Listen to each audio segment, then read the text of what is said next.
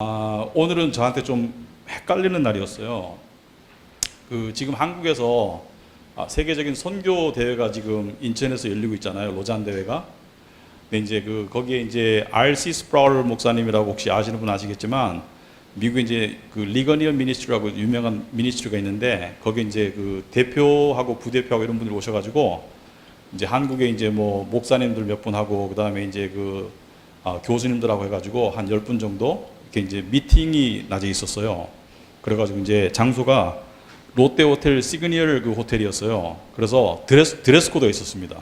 이메일에 이렇게 굵은 글씨로 정장, 필히 정장을 입고 오세요. 이렇게 숫 이렇게 입고 오세요. 그런데 제가 이런 날은 평생 없었던 것 같아요. 오늘 저녁에 여기 오기 전에 우리 그레이스 자매님이 문자를 보냈는데 노 정장 절대로 입고 오지 마세요 그러는 거예요. 그래서 제가 이제 생각을 했죠. 아침에 정장을 입고 갈 수도 없고 정장만 입고 갈 수도 없고 캐주얼만 입고 갈 수도 없고 그래가지고 그럼 캐주얼 정장을 입고 갈까? 근데 그것도 정장이잖아요, 그죠? 그래가지고 생각하다가 그냥 정장 입고 갈까 이러는데 갑자기 그레이스 자매님 얼굴이 딱 떠올랐어요. 근데 약간 혼날 것 같아가지고 옷을 하나 더 여분으로 들고 그리고 낮에는 정장 입고 갔다가 저녁에 이제 오후에 갈아입고 불이 나게 왔거든요. 잘한 것 같아요. 되게 혼났을 것 같아요. 제가 보니까 포스가 장난이 아닌 것 같아요. 제가 유튜브에서 찬양하는 걸 봤는데 유튜브에서 보는 거하고 달라요. 유튜브는 잘못됐어요. 제가 보니까 여기 오니까 완전히 포스가 달라요. 네, 반갑습니다 여러분. 저는 유재혁 목사라고 하고요.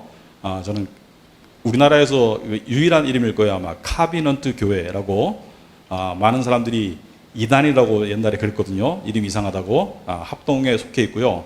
카비넌트 교회라고 잠실에 있습니다. 잠실에서 저희 교회는 영어 회중이 먼저 생겼고요.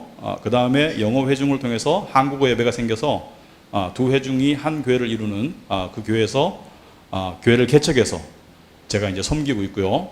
이것이 저의 인생의 처음이자 아마 마지막 목회지가 될 것 같습니다. 저는 중년의 나이에 미국에서 신학 공부를 하고 그리고 한국에 와서 교회를 개척해서 지금 섬기고 있습니다. 그래서 오늘 이 자리에 온 것이 여러분 만나서 반갑습니다. 반갑고요. 그리고 아까 그레이스 자매님이 나이가 들수록 인생이 어렵다고 이렇게 얘기하잖아요. 그죠?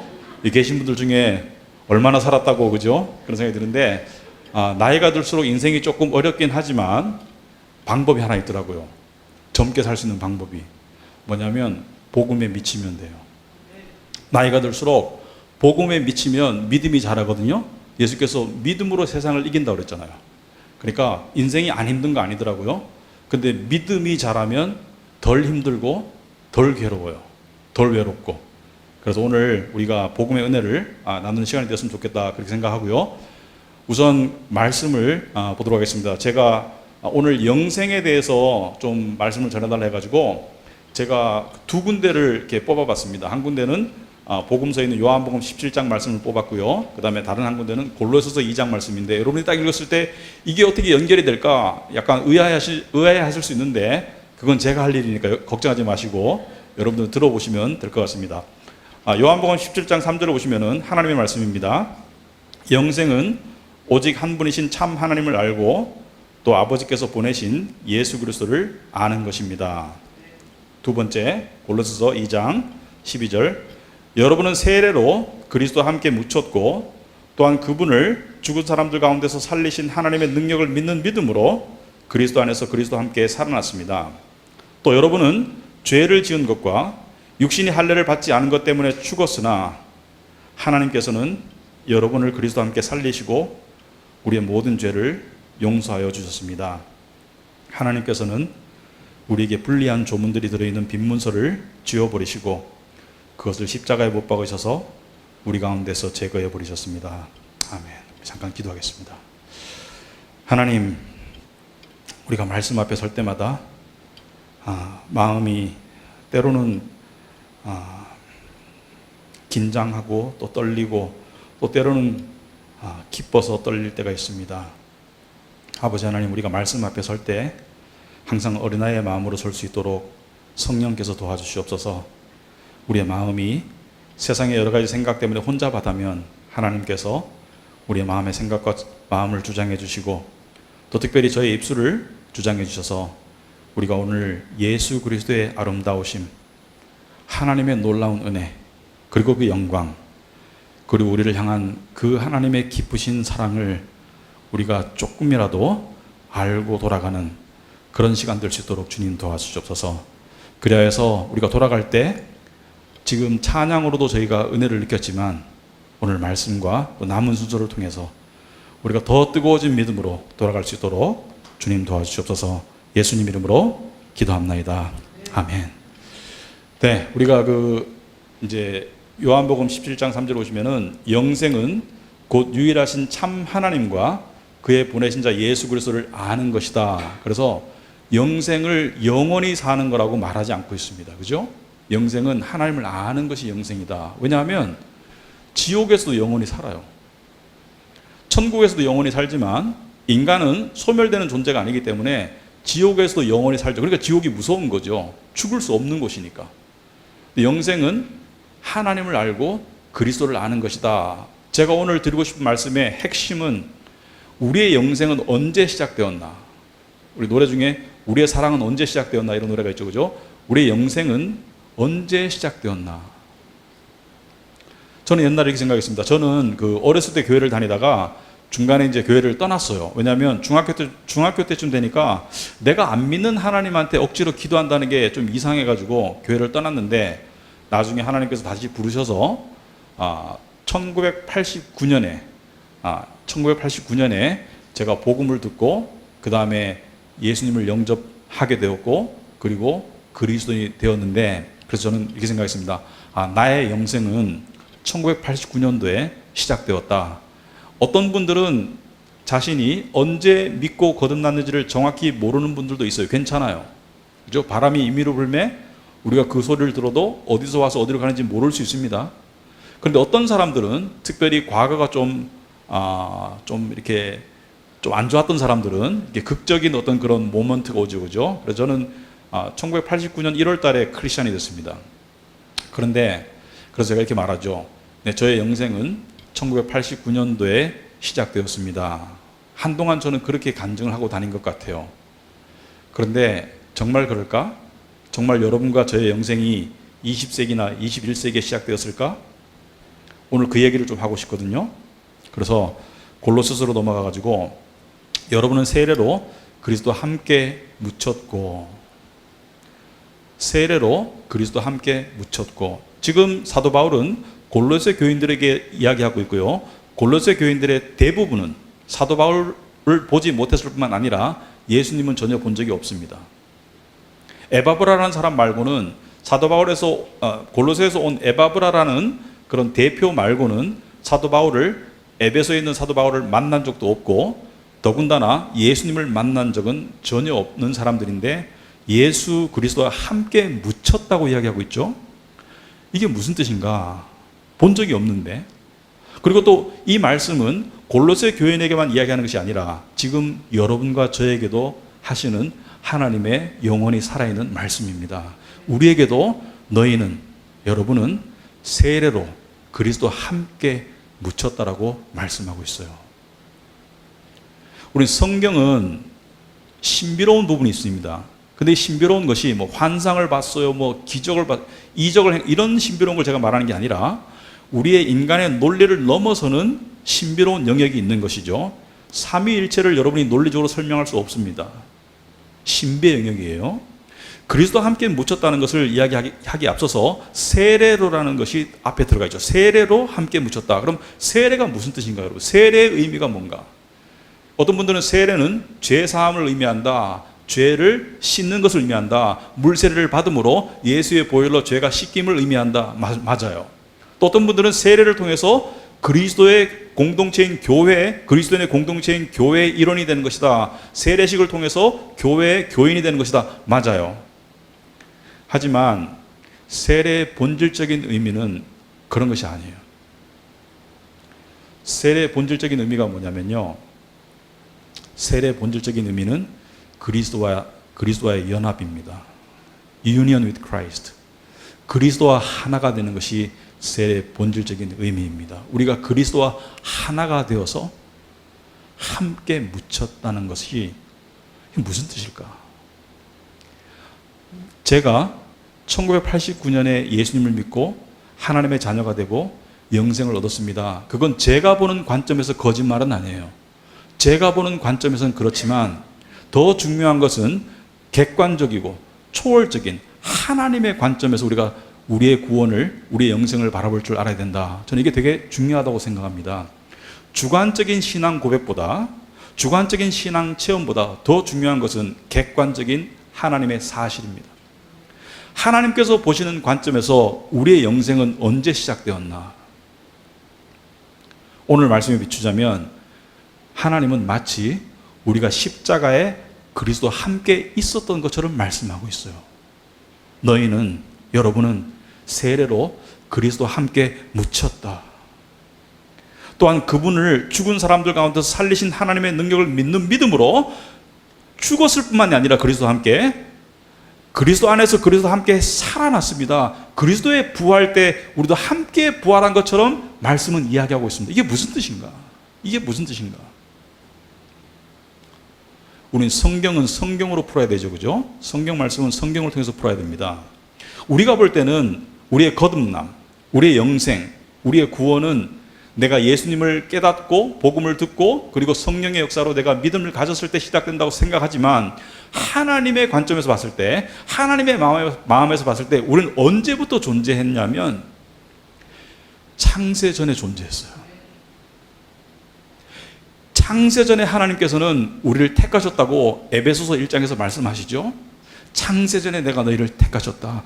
창세전에 하나님께서는 인간의 타락을 미리 아셨고, 창세전에 하나님께서는 정확하게 우리가 이 땅에 언제 어디에서 태어날지 아셨고, 창세전에 하나님께서는 이미 당신의 백성을 택하셨어요. 그래서 예수님께서 이 땅에 오셔가지고 요한복음 6장에 보시면은 아버지께서 내게로 보내는 자는 다 내가 살릴 것이다 이렇게 말씀하셨거든요. 아버지께서 내게로 보내는 자는 다 내가 살릴 것이라는 것은 아버지께서 창세전에 택하신 자들을 아들에게 보낼 것이고, 그 명단은 이미 정해져 있었고요. 그리고 그 예수님은 십자가에서 우리를 끌어안고 죽으셨어요. 우리가 태어나기도 전에, 우리가 알기도 전에, 우리가 존재하기도 전에 하나님의 마음에는 우리가 있었고요. 예수님의 심장에는 우리가 함께 십자가에 갔어요.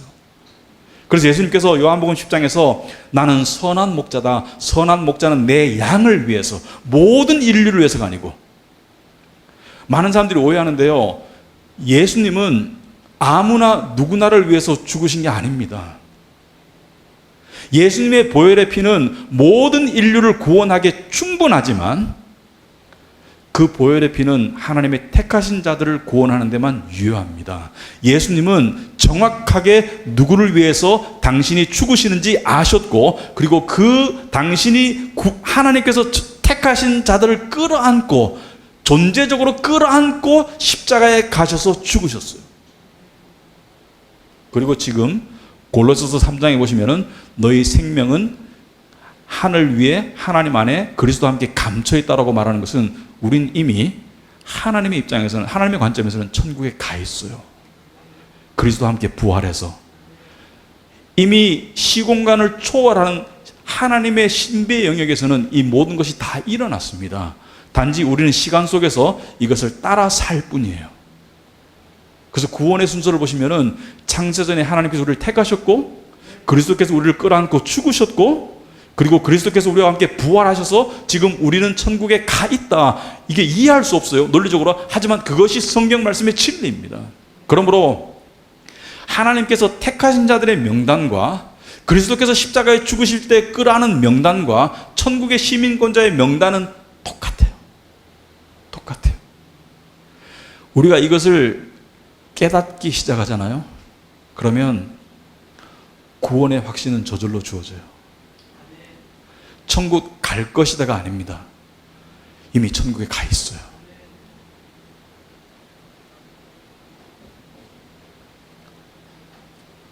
하나님께서는 우리를 택하시고 당신의 아들을 보내시고 그리고 그 아들에게 우리를 주셨어요. 그리고 아들은 하나님이 택하신 자들을 하나도 남김없이 다 끌어안고 십자가에서 함께 죽으셨어요. 함께. 그리고 우리를 끌어안고 부활하셨어요. 그렇다면 우리의 구원과 관계되는 죄사함 14절에 보시면은 하나님께서는 우리에게 불리한 조문들이 들어있는 빈 문서를 지워버리시고, 여러분 빈 문서라는 것은 여기서 죄의 문서를 말하죠. 갚아야 되는 것을 말하는 거예요.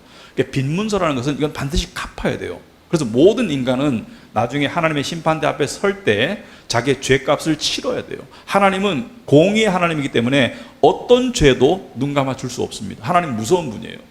우리 하나님 아버지는 무서운 분이에요. 여러분 지옥을 생각해 보세요. 하나님의 공의가 얼마나 무서우면 죽을 수 없이 영원토록 지옥에서 벌을 받을까. 그만큼 무서운 분이에요. 하나님은 죄를 용서할 수 없는데, 우리가 모든 인간이 마지막 때 예수님 앞에, 심판대 되시는 예수님 앞에 서서 심판을 받을 때 하나님의 법정에는 각 개인이 저지른 모든 죄, 생각과 말과 행동으로 저지른 모든 죄가 낱낱이 기록되어 있을 것입니다. 그리고 하나님께서는 천사들에게 A라는 사람이 섰을 때 A라는 사람의 죄 문서를 가져와라 이렇게 말씀하실 거예요. 그러면 A라는 사람은 자기가 기억하는 죄뿐만이 아니라 자기가 심지어 기억하지 못한 망각한 죄까지 낱낱이 다 드러날 것이고, 그때 너무 무서울 겁니다. 여러분 검사한테 취조받다가 자살하는 재벌들 이야기 들어보셨죠? 아니 세상적으로 파워풀한데 심지어 검사가 검사한테 취조받다가 자살하는 경우도 있어요.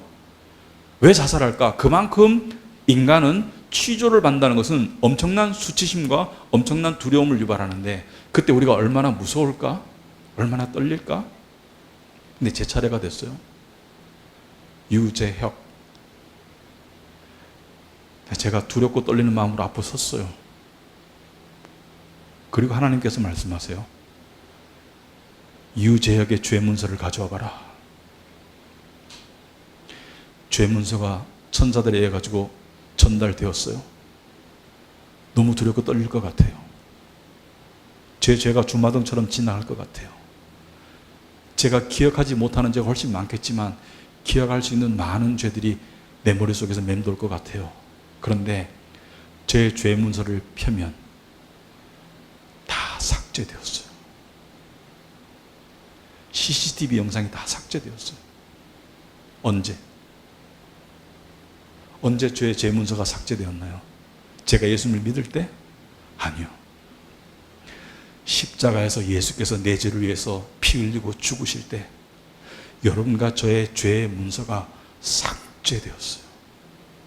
예수님께서 흘리시는 보혈이 땅에 떨어질 때마다 우리의 죄 문서가 삭제되고 삭제되고 삭제되고, 예수께서 죽으셨을 때 우리의 죄 문서가 완전히 영원히 그리고 완벽하게 끝까지 다 삭제되었어요. 이게 우리의 죄의 용서의 확신입니다. 우리가 고백해서 용서받는 게 아니라 죄를 고백하면서 죄 용서를 우리가 체험할 뿐이지, 우리의 신분을 향한, 우리의 존재를 향한 죄의 용서는 십자가에서 2000년 전에 이루어졌습니다. 2000년 전에. 우리가 예수님을 믿고 고백할 때가 아니고 2000년 전에, 우리가 존재하기도 전에 우리의 죄는 십자가에서 다 삭제되었어요. 여러분, 제가 몇 살쯤 되는지 아세요? 너무 저한테 주목하지 마시고. 저는요, 여기 저보다 나이 많으신 분, 선생님 앉아 계신데 우리 한번 까볼까요? 혹시 몇 년생이세요?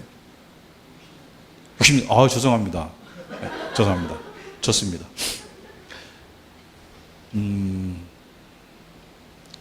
저는요, 사람이 나이가 들면 나이에 걸맞게 행동하는 것은 옳지만 우리 그리스도인은 어린아이처럼 됐으면 좋겠어요. 나이가 들수록. 근데 우리가 부드러운 마음으로 어린아이로 살 수 있으려면 복음에 감동할 줄 알아야 돼요. 여러분, 복음을, 우리의 죄의 용서 또는 하나님께서 우리를 양자로 받아주심, 복음을 어떻게 설명할까? 여러분, 그거 아세요? 이 세상에서 특이하거나 되게 신기하거나 되게 어떤 그 독특한 일에는 다 비유가 있습니다. 어떤 걸로 비유로 설명을 해요. 그래서 그 케이크 얼마나 맛있었어? 죽도록 맛있었어. 이렇게 말, 죽도록 맛있었어. 이게 비유예요, 그죠? 너 나 얼마나 사랑해? 그러면 하늘만큼 땅만큼 사랑해. 제가 옛날에 우리 집사람한테 맨날 그랬던 거, 하늘만큼 땅만큼 사랑해. 이게 입에 붙었던 것 같아요. 하늘만큼 땅만큼 사랑해. 이게 비유였어요. 비유. 그러니까 그만큼 많이 사랑한다는 비유였어요. 근데 이 세상에서 복음을 설명할 수 있는 비유가 없습니다. 여러분 생각해 보셨어요? 복음을 설명할 수 있는 비유가 없어요. 이 세상에. 복음은 너무나 역설적이고 너무나 반직관적이라서 설명할 수 있는 비유가 없어요. 제가 이렇게 한번 설명을 해드려 볼게요. 이것만 하고 마칠 것 같아요. 여러분 살다 보면 우리는 뉴스에서 사건 사고를 보게 됩니다. 사건 사고를 보면서 우리도 상상을 해봐요. 내가 저 입장이라면. 제 아들이 최근에 이제 미국에서 공부하다가 이제 휴학하고 돌아왔는데 미국에서 총기 사고 많이 나가잖아요, 그죠? 근데 내 아들이 저 총기 사고 현장에 있었으면 내 기분이 어떨까, 마음이. 그런 상상을 해보거든요. 이런 상상을 해봐요. 보이스피싱으로 경제적인 피해를 입는 경우가 있더라고요, 주위에서. 누가 나에게 경제적인 피해를 입힌다면, 내가 피해를 당한다면 예수님께서 네 원수를 사랑해라, 용서해라, 용서할 수 있을까? 어렵지만 할 수 있을 것 같아요. 까짓거 돈 손해 봤는데 나는 엄청난 죄를 용서받았으니까 하나님이 용서하라고 하니까 용서 노력하면 할 수 있을 것 같아요. 여러분, 묻지마 폭행 있죠? 길 가다가 얻어 터졌어. 근데 얻어 터진 정도에 따라 다르겠지만 누가 나를 그냥 때렸어. 용서하기가 되게 힘들 것 같아요. 되게 불쾌하고 기분 나쁘지만 그래도 시간이 지나서 마음이 가라앉으면 용서할 수 있을 것 같아요. 근데 이거 한 가지는 도저히 안 되더라고요. 저는 자식이 둘 있거든요. 딸 하나, 아들 하나. 근데 가끔 뉴스에 보면 자식이 회복 불가능한 상태로 폭행을 당하거나 성폭행을 당하거나 그런 뉴스가 가끔 나오죠. 만약에 내 자식에게, 내 딸에게 저런 일이 생긴다면, 그리고 그 끔찍한 일을 저지른 사람이 교도소에서 추록해서 그 동네에 살기 때문에 내 자식이 수치와 두려움 속에서 살아가야 된다면, 제가 가끔 생각을 해보거든요. 생각해봐요. 우리 사회에 그런 일이 가끔 있잖아요, 그죠? 나는 그 사람을 용서할 수 있을까? 제가 생각해보고 생각해봤는데 저는 하나님께 이렇게 기도할 것 같아요. 하나님, 이것만은 도저히 용서할 수 없을 것 같습니다. 저를 용서해 주세요. 그리고 저는 아마 하나님이 원하지 않는 선택을 할지 몰라요. 왜냐하면 자식을 사랑하기 때문에. 내가 하나님 앞에 죄를 짓는 한이 있더라도 내 자식을 회복 불가능한 상태로 만든 사람을 내가 용서할 수 없을 것 같아요. 근데 하나님은 여러분을 원해서 당신의 아들을 비참하게 죽이셨어요. 그게 어떻게 가능해요?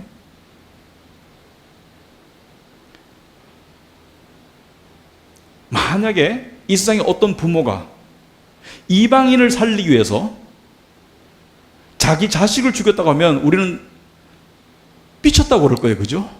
근데 하나님은 죄를 지을 수 없는 분이니까 우리가 생각하는 그 광기의 영역에는 들어가지 않지만 하나님의 사랑은 말이 안 되는 거예요. 자기 자식을 놓고 옆에 너무 착하고, 내 자식은 30살인데 5살밖에 안 된 너무 착한 애가 있는데 저보고 총알 한 방울 주면서, 좀 죄송합니다, 이런 일러스트레이션을 해서 둘 중에 하나를 안 죽이면 다 죽는다고 말하면 제가 둘 중에 하나를 죽여야 한다면 제가 누구를 죽일 수밖에 없을까요? 그런데 만약에 내 자식과 나의 원수가 서 있는데 둘 중에 하나를 죽이려면 저는 망설임 없이 방아쇠를 이쪽으로 당길 것 같아요. 그런데 하나님은 당신의 방아쇠를 이쪽으로 당기셨어요. 이쪽으로. 나 같은 죄인 살리기 위해서 죄 없는 당신의 아들에게 방아쇠를 당기셨어요. 그게 복음입니다. 우리가 복음을 깨달으면 가슴에서 눈물이 나요. 그게 하나님의 사랑입니다. 우리가 어떻게 알겠어요, 그걸? 어떻게 알겠어요? 복음은 너무나 단순하죠. 하나님께서 당신의 아들을 보내셨다. 그 아들이 내 죄를 해서 죽으셨다. 그 아들을 믿으면 영생을 얻는다. 그리고 하나님의 자녀가 된다. 너무나 단순하지만 복음은 너무나 심오하죠. 평생을 깨달아도 다 못 깨닫죠. 여러분, 목사라는 직업이 있잖아요. 저는 직장도 다니고 사업도 하고 하다 목사를 했는데요. 목사라는 직업만큼 단순한 직업이 없더라고요. 했던 말 계속 하면 돼. 했던 복음 계속 얘기하면 되잖아요. 그죠? 맨날 십자가 얘기하면 되죠. 주제가, 그러니까 했던 말 계속 안 하면 틀린 목사잖아요. 그러니까 했던 복음을 계속 얘기해야 되지 다른 거 얘기하면 안 되잖아요. 그죠? 요즘 그런 분들 있잖아요. 정치 얘기하고 이러면 안 되잖아요. 그죠? 근데 목사라는 직업이 되게 힘들어요. 왜냐하면 했던 얘기를 처음 듣는 것처럼 해야 돼요. 근데 그게 가능해요. 그게 불가능한 것은 제 능력의 부족함 때문이지 복음은 그것이 가능합니다. 왜? 복음은 날마다 새로울 수 있어요. 우리 가슴 속에 더 깊이 박힐 수 있고요. 그리고 우리를 하나님의 어린아이로, 부들부들한 마음을 가진 어린아이로 살아갈 수 있도록 만드는 힘과 은혜가 된다고 생각합니다. 오늘 제가 여기 와서 사실 저번에 초대받았을 때 제가 거절했거든요. 사정이 있었어요. 그냥 거절한 건 아니고요. 이번에도 제가 화요일날 귀국했어요. 어디 갔다가. 이번 주 결혼식도 있고 미팅도 많고 한데 또 거절하기가 죄송해가지고 왔는데 너무 잘 온 것 같아요. 여러분들 만나니까 저는 이렇게 에너제틱한 모임을 좋아해요. 그래서 저는 제 나이 사람들하고 만나는 걸 싫어해요. 예외가 있습니다. 또 이렇게 너무 나이테를 내시는 분들하고 만나면, 특별히 목사님들 그렇잖아요. 그죠? 목소리도 좀 이상하고 막 좀 있잖아요. 약간 복장도 그렇고 좀 그렇잖아요. 그죠? 만나면 좀 불편해요. 불편한데 이렇게 에너지가 있는, 특히 우리 그레이스 자매 오늘 제가 다시 봤어요. 아주 에너지가 있고, 그래서 오늘 여러분 만나서 반갑고요. 그리스도의 복음이 여러분 가슴 속에 날마다 새롭기를 축원합니다. 기도하겠습니다. 하나님 아버지 감사합니다. 그리스도의 복음 때문에 저희가 하나님의 자녀가 되고 산 소망을 가지고 살게 하심을 감사합니다.